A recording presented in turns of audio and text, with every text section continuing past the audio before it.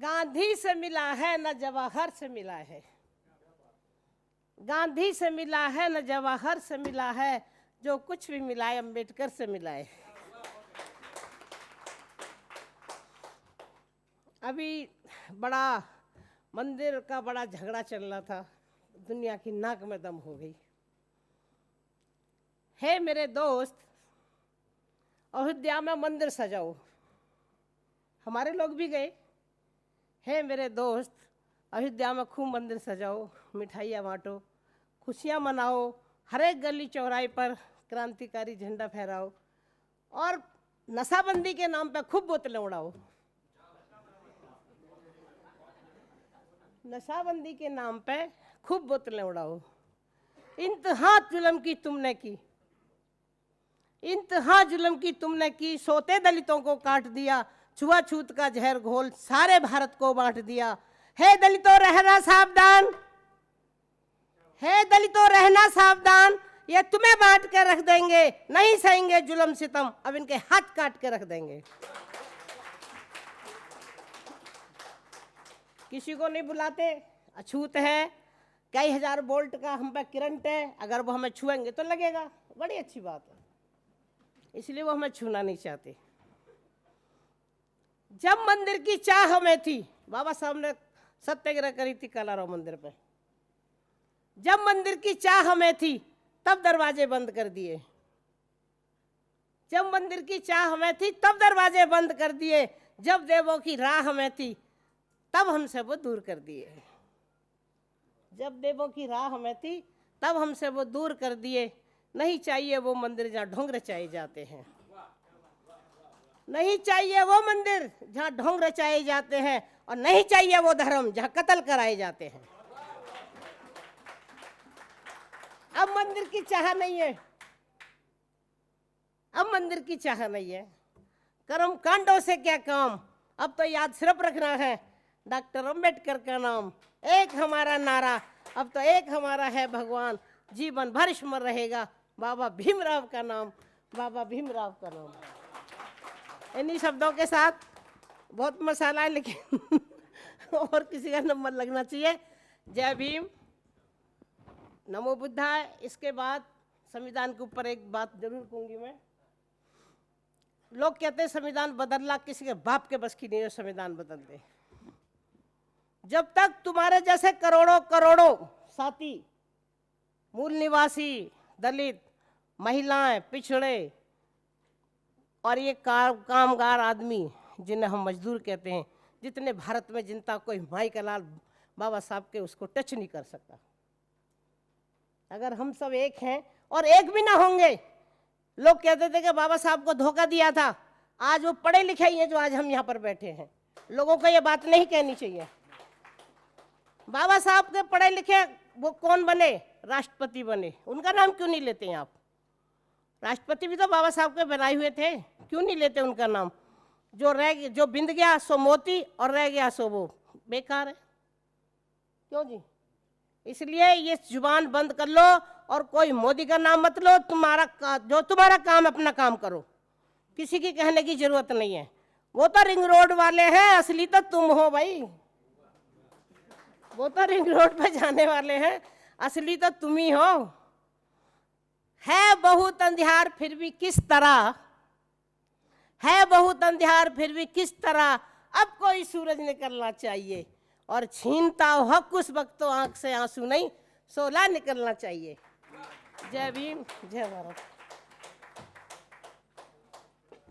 क्या बात है? छोड़वा दीजिए। आपने देखा होगा कैसा ओज धनदेवी जी की वाणी में है। ये विचार की ताकत है दोस्तों, ये अम्बेडकरवाद की ताकत है दोस्तों, जो हमारी काव्य रचनाओं में, हमारी ओजस्वी वाणी में दिखाई पड़ती है। तो धनदेवी जी का सर्टिफिकेट शील बोधी जी आप। तो साथियों, अब मैं अगले साथी को आमंत्रित करना चाहता हूं कि आपका नाम है के.एन. सोरेन साहब। के.एन. सोरेन साहब हमारे बीच में मौजूद हैं, तो आप आएँ और कविता पाठ करें। के.एन. सोरेन साहब नहीं है, चलिए।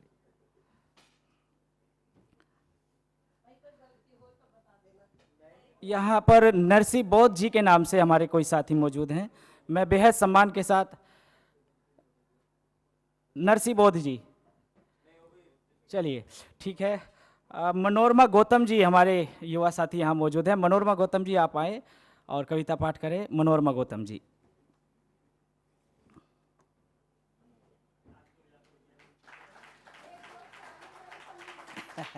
आइए आइए।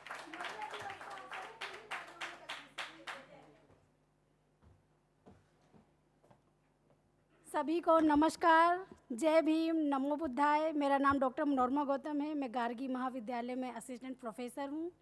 तो मैं मुझे अपनी कविताएं कंठस्थ नहीं रहती हैं, तो पढ़ के ही बोलूँगी।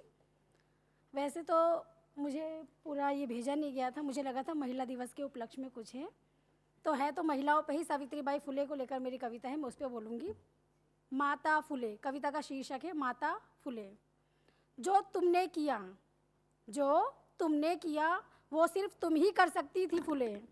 जो तुमने किया वो सिर्फ तुम ही कर सकती थी फुले। इतनी हिम्मत, इतनी निर्भीकता, असंभव को संभव कर दिखाने का साहस, वो सिर्फ तुम ही कर सकती थी फुले।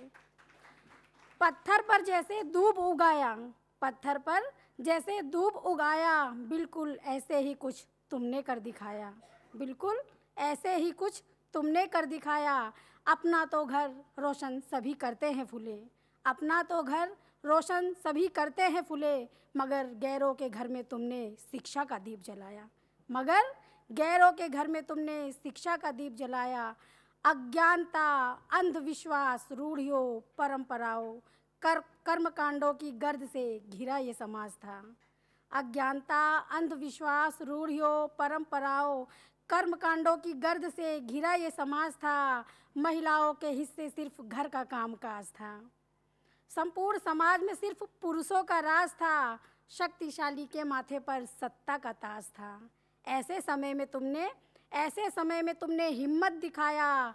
संपूर्ण कुरीतियों के खिलाफ आवाज़ उठाया। संपूर्ण कुरीतियों के खिलाफ आवाज़ उठाया। आसान नहीं था फूले, आसान नहीं था फूले, एक स्त्री के लिए ये सब कर पाना। आसान नहीं था फूले, एक स्त्री के लिए ये सब कर पाना। समाज के ठेकेदारों के विरुद्ध बगावत पे उतर जाना। समाज के ठेकेदारों के विरुद्ध बगावत पर उतर जाना। लोक, लाज, नीति, रीति, परंपराओं को ताक पर रख अपना सर्वस्व न्यौछावर कर जाना, वो भी समाज के लिए। ऐसा सिर्फ तुम ही कर सकती थी फूले, ऐसा सिर्फ तुम ही कर सकती थी फूले। आज्ञा हो तो एक कविता और सुनाती हूँ। शेरनी का दूध, कविता का शीर्षक है शेरनी का दूध, जो बहुत ज़्यादा लंबी नहीं है। बाबा साहब ने कहा था, बाबा साहब ने कहा था, शिक्षा शेरनी का दूध है, जो पिएगा वो दहाड़ेगा। बाबा साहब ने कहा था, शिक्षा शेरनी का दूध है, जो पिएगा वो दहाड़ेगा। और मैंने पी लिया, और मैंने पी लिया। शायद दहाड़ने भी लगी, शायद दहाड़ने भी लगी, पर उन्हें ना गवारा है मेरा दहाड़ना, पर उन्हें ना गवारा है मेरा दहाड़ना। एक तो महिला, वो भी दलित, उस पर भी हायर एजुकेटेड। एक तो महिला, वो भी दलित, उस पर भी हायर एजुकेटेड। कैसे कर सकते थे बर्दाश्त, कैसे कर सकते थे बर्दाश्त वो मेरा इस कदर दहाड़ना। शायद भय है उन्हें, शायद भय है उन्हें, कहीं ये दहाड़ तख्ता पलट ना कर दे उनका। इसलिए एकजुट हो वो, लग गए मेरी आवाज़ दबाने में। एकजुट हो वो, लग गए मेरी आवाज़ दबाने में। मेरी दहाड़ को सन्नाटे में बदलने के लिए चलते हैं वो गहरी चाल। मेरे खिलाफ बिछाते हैं वो षड्यंत्रकारी जाल। मुझे झुकाने के लिए, मेरे आत्मसम्मान को गिराने के लिए खंगालने लगते हैं मेरा अतीत वर्तमान, मेरा अतीत और वर्तमान। लेकिन कुछ भी ना पाने पर, लेकिन कुछ भी ना पाने पर आस्तीन के सांप से वो फन फैलाए फुफकारने लगते हैं मुझे डसने के लिए, ताकि बंद कर सके सदा के लिए मेरी आवाज़। क्योंकि मेरी दहाड़ में सुनाई देता है उन्हें, क्योंकि मेरी दहाड़ में सुनाई देता है उन्हें अपने विरुद्ध बुगुल की आवाज़। और यही आवाज़ दौड़ने लगती है उनकी नसों में बनकर कैंसर का रोग। जिससे आशंकित वो अपने बिलों में, जिससे आशंकित हो वो अपने बिलों से निकल बिलबिलाने लगते हैं। जिससे आशंकित हो वो लोग अपने बिलों से बिलबिलाने लगते हैं। धन्यवाद। बहुत शुक्रिया मनोरमा जी, आपने कहा कि ऐसा तुम ही कर सकती थी। हाँ, प्रशस्ति पत्र आप जरूर लेकर जाएं। ऐसा तुम ही कर सकती थी सावित्री बाई के बारे में। लेकिन सावित्री बाई ने जैसा कुछ कर दिखाया, उससे बहुत सारी सावित्री आज समाज में देखने को मिल रही है और वे करेंगी, लगातार प्रयासरत हैं। तो हम इस उम्मीद के साथ निरंतर जो है समाज में यह संदेश प्रचारित कर रहे हैं कि नई नई सावित्रियाँ यहाँ आएंगी और समाज को दिशा देंगी। बहरहाल मैं ज़्यादा टिप्पणी इसलिए नहीं करूँगा क्योंकि कवि हमारे पास बहुत है। मैं पूरा समय रचनाकारों को दूंगा और आपके और रचनाकार के बीच में स्वयं को भी नहीं रखूँगा, सीधा सीधा रचनाकार को कनेक्ट करता चलूँगा। तो मैं अगले साथी को बुलाना चाहता हूँ। हमारे वरिष्ठ हैं जो यहाँ पर मेरे पास क्रम मौजूद है, मैं उसी क्रम में साथियों को बुलाऊंगा। आप उसको वरिष्ठता कनिष्ठता के क्रम में ना रखें, आप सिर्फ ये एक औपचारिक क्रम जो हमने बना रखा है उससे मैं बुलाऊंगा। तो हमारे बहुत सम्माननीय शेखर पवार जी यहाँ मौजूद है, मैं आपको बहुत सम्मान के साथ आमंत्रित करना चाहता हूँ। आप मंच पर आएँ और कविता पाठ करें। शेखर पवार जी।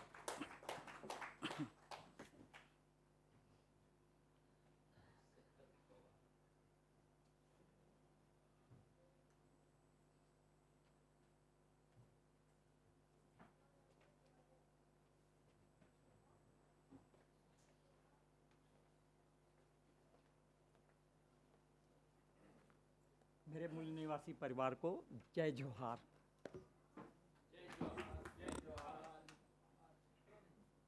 अपनी कविता, एक ही कविता पढ़ूंगा, उसके पहले 2 लाइन।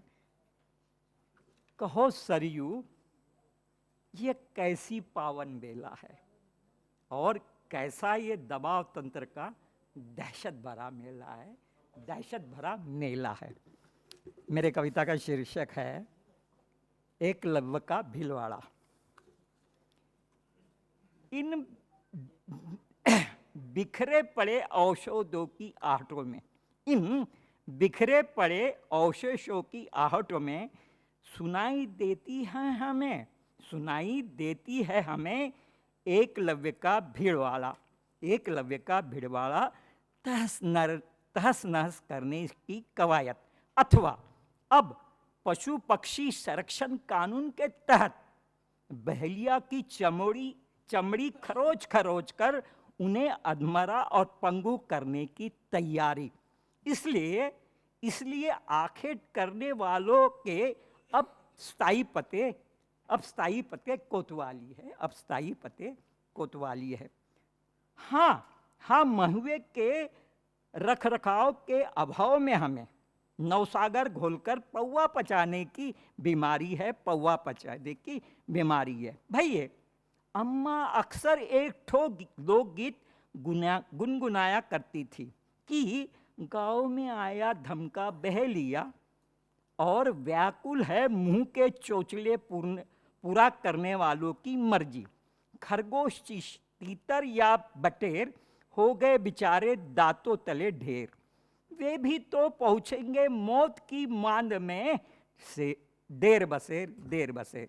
वे बंटवारे के आशिक अनुभवी अब भी असमानता की परिचित पौध और धर्म की लाठी दबोच कर पलायन कर चुके हैं अपने उबड़ काबड़ वतन से और आधमके हैं फिर से हमारे आसपास विस्थापित होकर।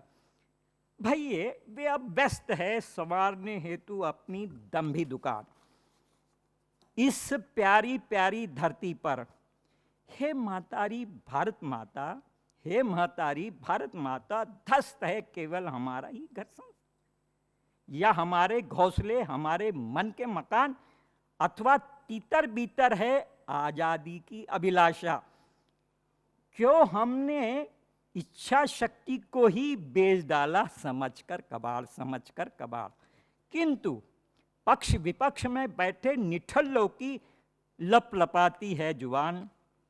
भैया चलो बुझे कि उन्हें क्यों है थकान।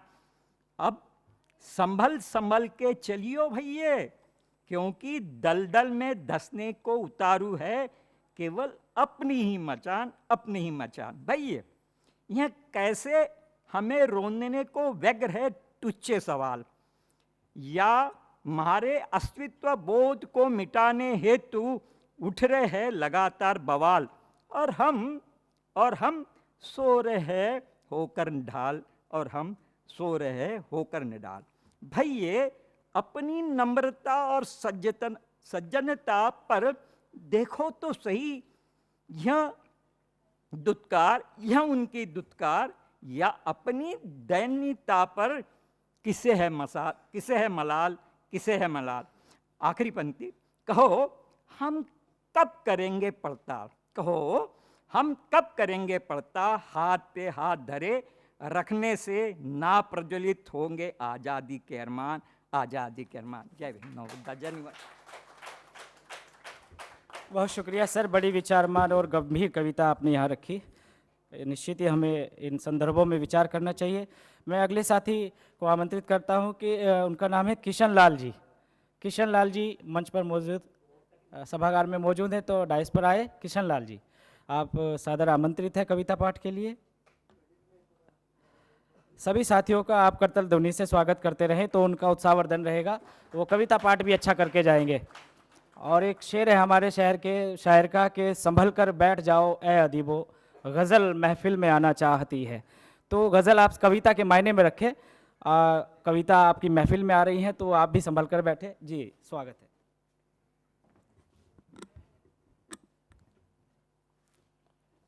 मैं सभ्यता संघ का बहुत बहुत धन्यवाद करता हूं, और आज जो शिक्षा की देवी सावित्रीबाई फूले और महानायिकाओं को मैं नमन करते हुए, और इस प्रांगण में बैठे हुए सभी साथियों को जय भीम, जय मूल्यवासी।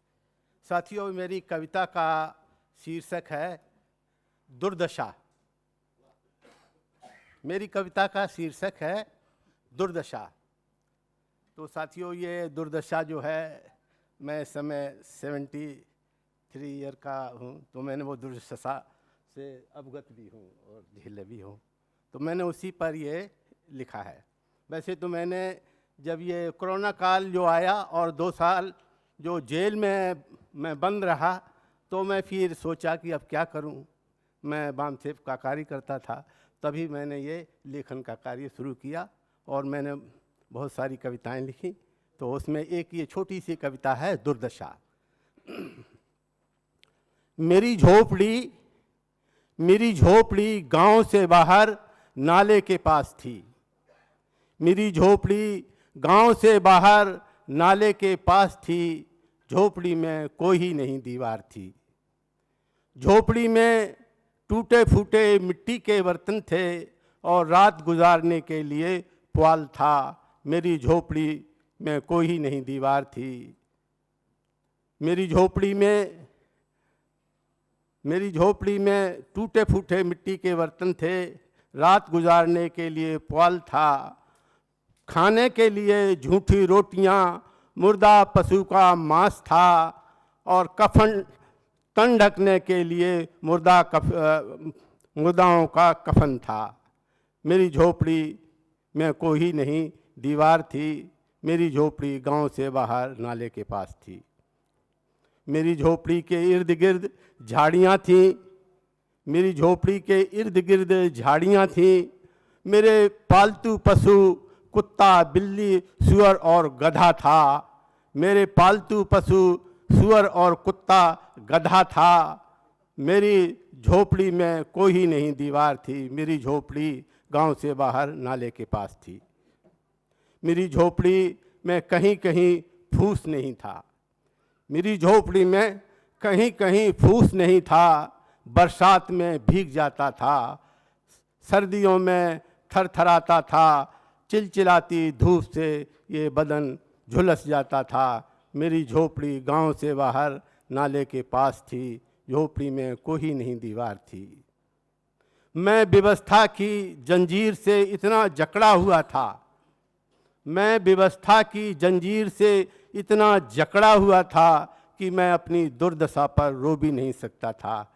मैं अपनी दुर्दशा पर रो भी नहीं सकता था। मेरी झोपड़ी गांव से बाहर नाले के पास थी। झोपड़ी में कोई नहीं दीवार थी। जय भीम, जय मूल निवासी, जय संविधान, जय नमो बुद्धाय।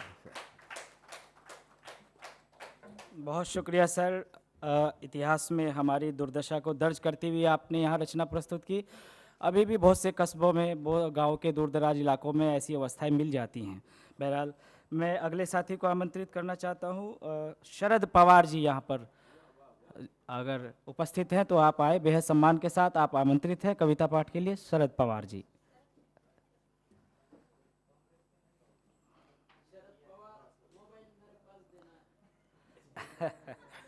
आइए शरद जी।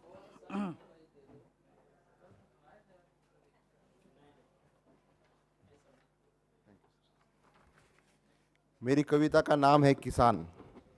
मेरी कविता का नाम है किसान। भारत देश की शान, भारत देश की शान, गर्व अभिमान। भारत देश की शान, गर्व अभिमान। इस भारत देश में रहता है मिट्टी की मोल जानने वाला भारत माँ का बेटा किसान। भारत देश की शान, गर्व अभिमान। इस भारत देश में रहता है मिट्टी की मोल जानने वाला भारत माँ का बेटा किसान। कभी बेमौसम बारिश से हारता है किसान, कभी बेमौसम बारिश से हारता है किसान। कभी फसल अनाज फल प्याज कर्ज से मरता है किसान। कभी बेमौसम बारिश से हारता है किसान, कभी फसल अनाज फल प्याज से मरता है किसान। पूरे भारत विश्व में अनाज फल फ्रूट दे के भी, पूरे भारत विश्व में अनाज फल फ्रूट दे के भी मंडी में भाव मिलता नहीं, मंडी में भाव मिलता नहीं। इसी सोच में मरता है किसान, इसी सोच में मरता है किसान। धरती का मोल चुकाए, धरती का मोल चुकाए, धरती के उपकार क्या वो जाने। धरती के मोल चुकाए, धरती का उपकार क्या वो जाने। राजनेताओं की राजनीति चले, राजनेताओं की राजनीति चले। धरती का बेटा किसान कर्ज में मौत के साथ खेले। राजनेताओं की राजनीति चले, धरती का बेटा किसान कर्ज में मौत के साथ खेले। दे आवाज किसान, दे आवाज किसान। कोई तो हमें गले लगा ले, कोई तो हमें गले लगा ले। हमारे दुख का अंत करवा ले, हमारे दुख का अंत करवा ले। सर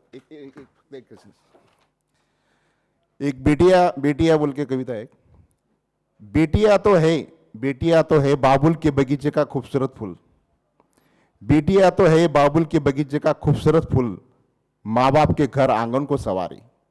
बेटिया तो है बाबुल के बगीचे का खूबसूरत फूल, माँ बाप के घर आंगन को सवारे। कभी माँ बाप भाई बीमार हो, कभी माँ बाप भाई बीमार हो, आंखें इनकी भराए। कभी माँ बाप भाई बीमार हो, आंखें इनकी भराए। जब शादी हो बिटिया की, जब शादी हो बिटिया की, आंखें माँ बाप भाई की भी भराए, आंखें माँ बाप भाई की भी भराए। हमने बिटिया तेरा बचपन देखा है, हमने बिटिया तेरा बचपन देखा है। पल पल में हमने बिटिया तेरा हंसना देखा है, पल पल में हमने बिटिया तेरा हंसना देखा है। पल पल में बिटिया हमने तेरा रोना देखा है, पल पल में तेरा हमने हंसने देखा है। पल पल में बिटिया हमने तेरा रोना देखा है। फिर भी क्यों तेरी विदाई करना हमने हमारा फर्ज समझा है, हमने हमारा फर्ज समझा है। जय भीम, जय भारत। बहुत संवेदनशील कविता आपने रखी शरद जी, बहुत धन्यवाद। मैं अगले साथी अमोल वज्जी जी को आमंत्रित करना चाहता हूं कि आप आए मंच पर और कविता पाठ करें। अमोल वज्जी जी।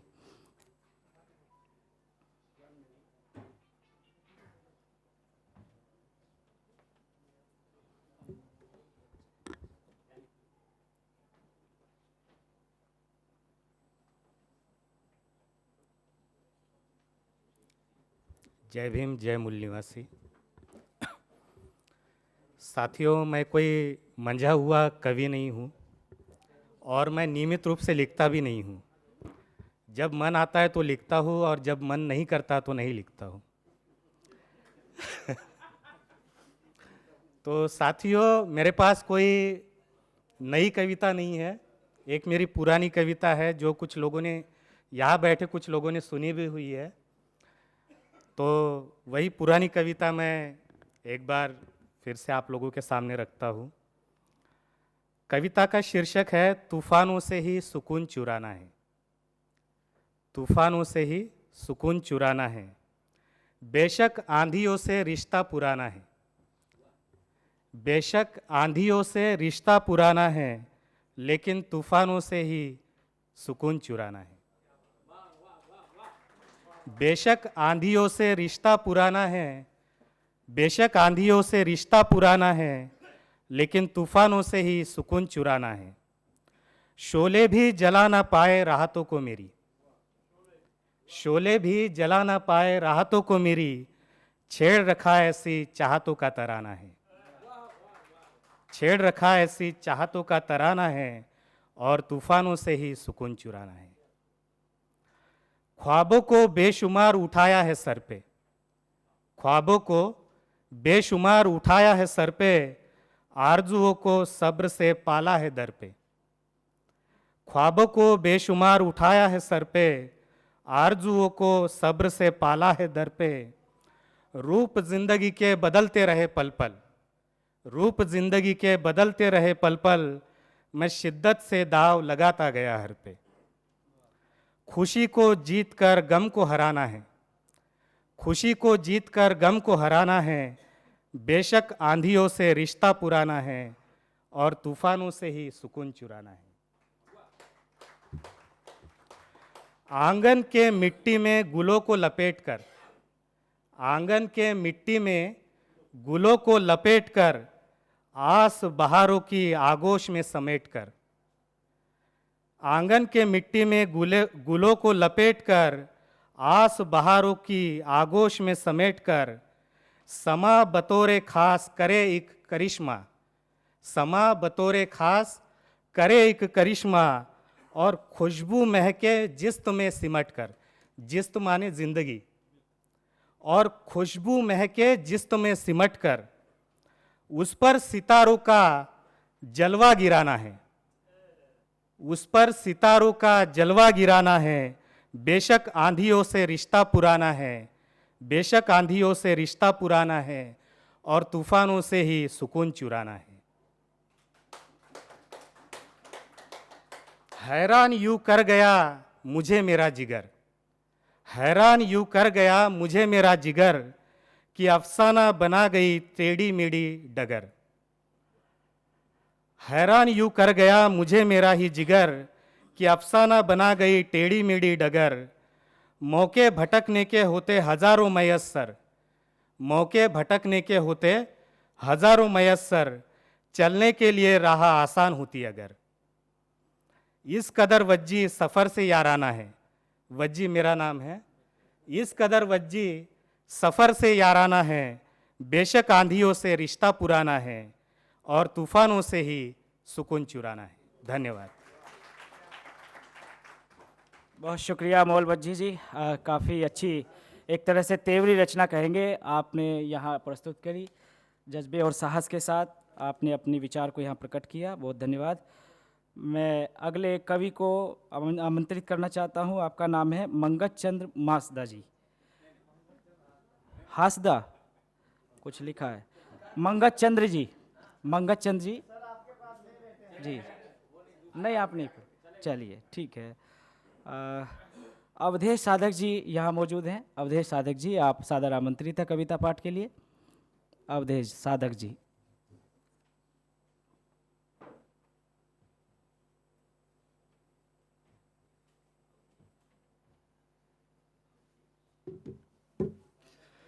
साथियों, मेरा सभी साथियों को क्रांतिकारी जय भीम, नमो बुद्धा, जय मूल निवासी। मेरा नाम अवधेश कुमार साधक है और मैं बेसिकली छोटा सा काम करता हूँ सीसीटीवी कैमरे लगाने का, और एक आपके सामने एक छोटा सा भीम गीत प्रस्तुत करूँगा।